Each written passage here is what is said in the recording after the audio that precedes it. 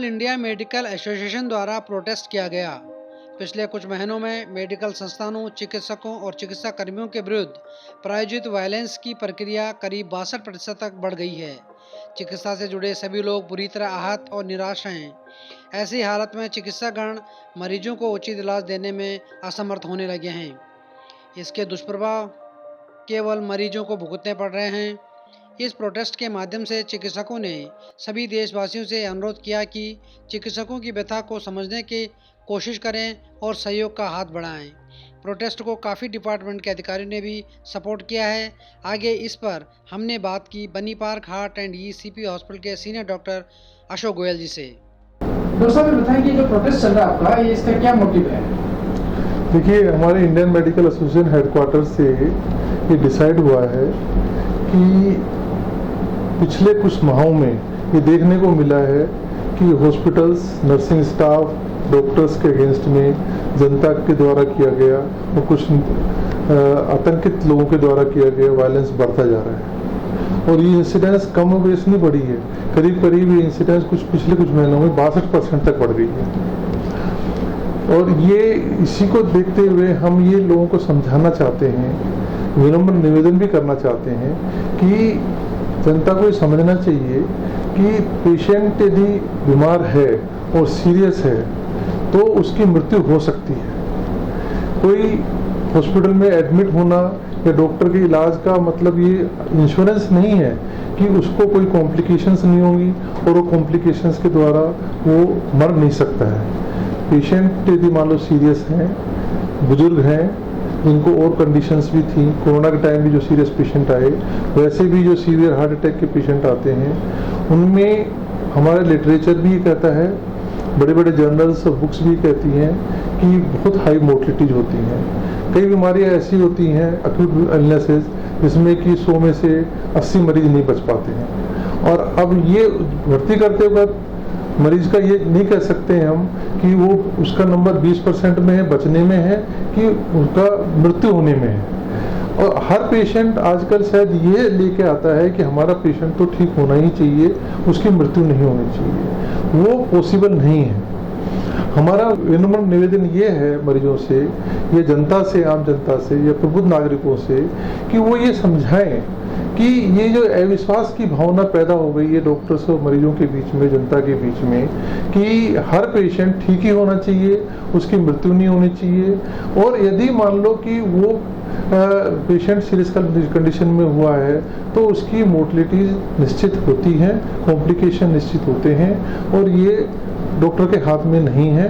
और कई बार ट्रीटमेंट करते करते भी पेशेंट सीरियस होकर मृत्यु के ग्रास बन जाते हैं। दूसरा सवाल ये होता है कि चाहे वो राजनीतिक लोग हों, चाहे मीडिया कर्मी हों, या मैं कहूँगा कि हायर कोर्ट्स और ये सब हैं, इन्होंने क्या है कि इस चीज़ को इम्पोज किया है कि मेडिकल प्रोफेशन जो एक सर्विस क्लास था, जो एक लोगों को बेहतर सुविधा दे रहा था, उसको उन्होंने इस तरह से इम्पोज किया कि ये जो मेडिकल प्रोफेशन है ये एक कॉमर्शियल एक्टिविटी है।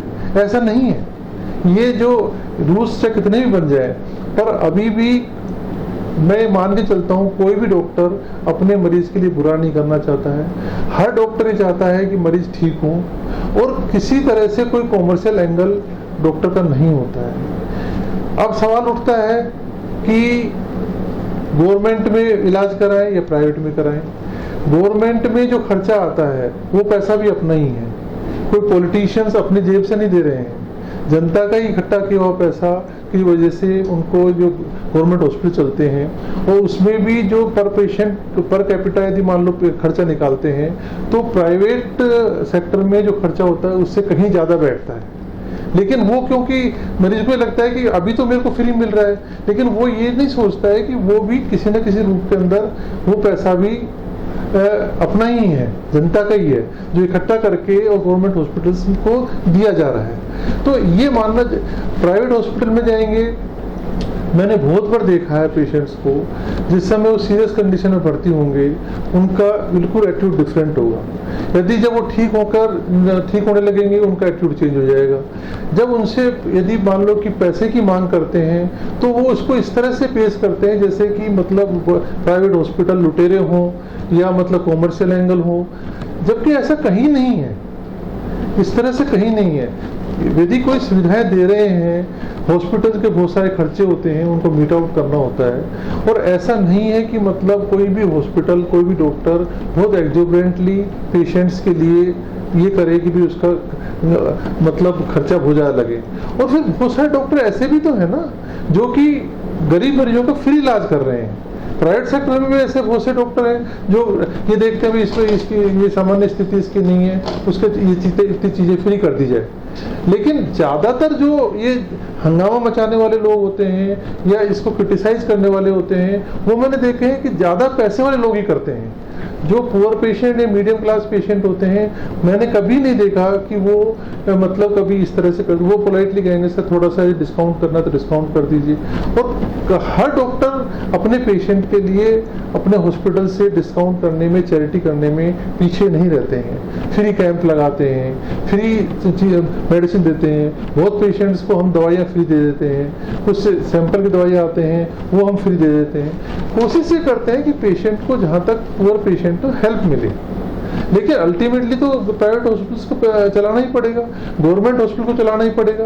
गवर्नमेंट हॉस्पिटल में जरा सी कोई चीज़ की असुविधा होती है, कोई पेशेंट देखा तो हमारे डॉक्टर्स के ऊपर मतलब वायलेंस हो जाता है। तो इन सब चीज़ों को देखते हुए हम ये कह रहे हैं कि भाई वायलेंस ज़रूरी नहीं है, अंडरस्टैंडिंग ज़रूरी है। हम डॉक्टरों से गुजारिश कर रहे हैं कि भाई उनको कम्युनिकेशन गैप नहीं रहे, पेशेंट को टाइम टू टाइम समझाया जाए कि भाई मतलब ये आपकी स्थिति ऐसी है। कई बार कम्युनिकेशन गैप से भी कन्फ्यूजन हो सकते हैं, मैं मानता हूँ। उसके लिए भी हम ये कह रहे हैं कि भाई कि डॉक्टर्स को टाइम टू टाइम पेशेंट के अटेंडेंट्स को बुला के अपडेट कर देना चाहिए कि भाई ये सीरियस कंडीशन है और इस तरह की सब चीज़ें हैं, तो उससे कोई कन्फ्यूजन्स नहीं रहेंगे। तो ये पर जनता जो है धीरे धीरे क्यों अचानक मतलब ये मेडिकल प्रोफेशंस के अगेंस्ट में या प्रोफेशन जो नर्सिंग स्टाफ है, जो पैरामेडिकल स्टाफ है, जो एम्बुलेंस कर्मी है, सबके अगेंस्ट में क्यों वायलेंस हो जाती है, ये बिल्कुल समझ से बाहर है। और कभी कभी तो ये लगता है कि कुछ तत्वों द्वारा ये प्रायोजित कार्यक्रम होते हैं। सर एक्चुअली प्रायोजित कार्यक्रम हो सकता है और डॉक्टर भगवान का रूप होता है माना जाता है, लेकिन अभी इन दिनों में कुछ कोविड के दौरान ये देखने में आया कि कई सारे हॉस्पिटल में ऐसा है कि पेशेंट्स को प्रॉपर सर्विसेज नहीं मिली। डिपेंडली पैसा तो खर्च किया ही होगा, लेकिन ऐसे जो हॉस्पिटल्स हैं जहाँ इस तरह की दिक्कतें आती हैं। देखिए क्या होता है, ये कोरोना महामारी एक ऐसी महामारी थी जिससे ये मान के चलते हैं कि भाई पूरी तरह से डॉक्टर्स और नर्सिंग स्टाफ पूरी तरह से पेशेंट से एक्सपोज नहीं हो पाते हैं। मैं मानता हूँ कि पेशेंट को जब तक अपन छुएंगे नहीं, देखेंगे नहीं, तो पेशेंट को सेटिस्फेक्शन नहीं होगा। लेकिन डॉक्टर्स और नर्सिंग पैरामेडिकल स्टाफ की भी 24 घंटे ड्यूटी दे रहे हैं, 48 घंटे ड्यूटी दे रहे हैं, उसी माहौल में वो सारे कोविड पॉजिटिव पेशेंट के बीच में काम कर रहे हैं, तो उनकी भी तो जिंदगी रिस्क पे है। वो अपने को बचाव रखते हुए तो काम करेंगे ना। और जहाँ तक सवाल है कि भाई कोविड के टाइम में सर्विसेज अच्छी नहीं मिली, ऐसी चीज़ें केवल डॉक्टर्स के हाथ में नहीं थी, ऐसी गवर्नमेंट की भी तो कमियां थी। हमने बहुत मतलब डॉक्टर्स ने कहा कि भाई ऑक्सीजन सप्लाई करिए, गवर्नमेंट ने नहीं दी।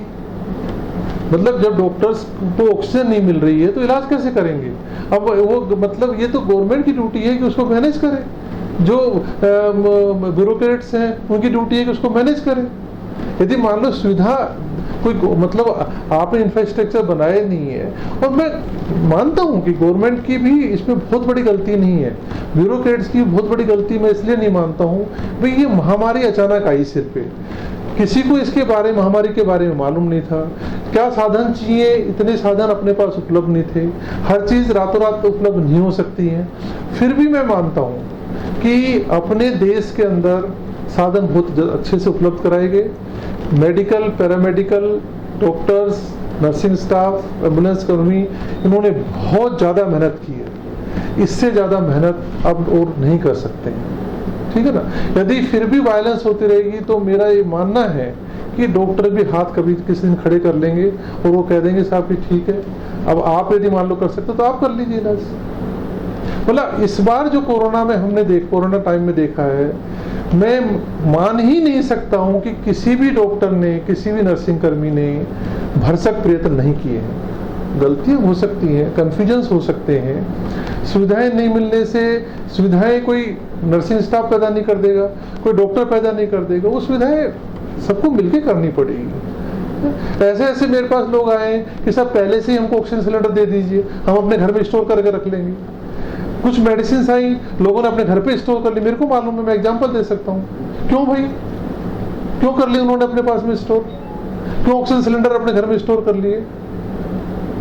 सर मेडिसिन जो स्टॉक करी पब्लिक ने और इस सब इसमें डिफॉल्ट तो सरकार का ही देखा जाता है। देखिए, मैं कह रहा हूँ कि अपन गलती एक दूसरे की नहीं ठहरा सकते हैं। ये मिसमैनेजमेंट था। मिसमैनेजमेंट क्या था कि क्योंकि इस बीमारी के बारे में ज़्यादातर चीज़ें अपन को मालूम नहीं थी, तो उसमें कुछ कर नहीं सकते हैं। जब जैसे जैसे चीज़ें मालूम पड़ी, जैसे जैसे सब चीज़ें हुई, लोगों ने डिस्कस किया, इतनी कॉन्फ्रेंसेज हुई, डॉक्टर्स ने भी समझा बीमारी को, डॉक्टर्स ने भरसक प्रयत्न किए, डॉक्टर्स ने अच्छे से अच्छे इलाज करने की कोशिश की, उससे मोर्टेलिटी कम हुई है। फिर अपन अपने देश की तुलना दूसरे देशों की तुलना नहीं कर सकते हैं। अपने देश की जो जनसंख्या है, नंबर ऑफ पेशेंट्स हैं, उसकी तुलना अमेरिका से नहीं कर सकते हैं। अमेरिका में सब साधन उपलब्ध ऑलरेडी थे, अपने पास में सारे साधन उपलब्ध नहीं थे।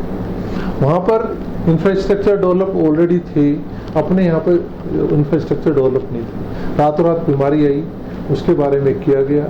गवर्नमेंट ने भी कोशिश की, ब्यूरोक्रेट्स ने भी कोशिश की, डॉक्टर्स ने भी की, और मेडिकल प्रोफेशन ने बहुत मेहनत की है। इसमें मैं कोई नहीं झुकला सकता है। और मैं फिर भी हाथ जोड़ के विनती सब जनता से करना चाहता हूँ कि इस तरह का वायलेंस यदि डॉक्टर्स के ऊपर होता रहा तो ये डॉक्टर्स के ऊपर ज़्यादा कुछ फर्क नहीं पड़ने वाला है, लेकिन इससे अल्टीमेटली मरीजों को ही नुकसान होने वाला है, मरीजों को ही नुकसान होने वाला है, मरीजों को ही नुकसान होने वाला है।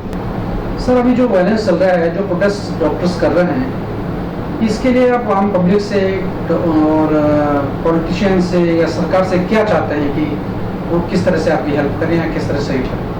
देखो, जनता से हम ये विनती करते हैं कि वो मेडिकल प्रोफेशन को समझें और वायलेंस पे नहीं उतारू हों, कुछ चीज़ समझने की कोशिश करें ताकि इस तरह की तकलीफें नहीं पैदा हों। गवर्नमेंट से और ब्यूरोक्रेट से हम ये चाहते हैं कि ऑलरेडी कुछ रूल्स बने हुए हैं कि यदि हॉस्पिटल में वायलेंस कोई करता है तो उनके अगेंस्ट में धाराएं बनी हुई हैं, लेकिन वो पूरी तरह से इम्प्लीमेंट नहीं होती हैं।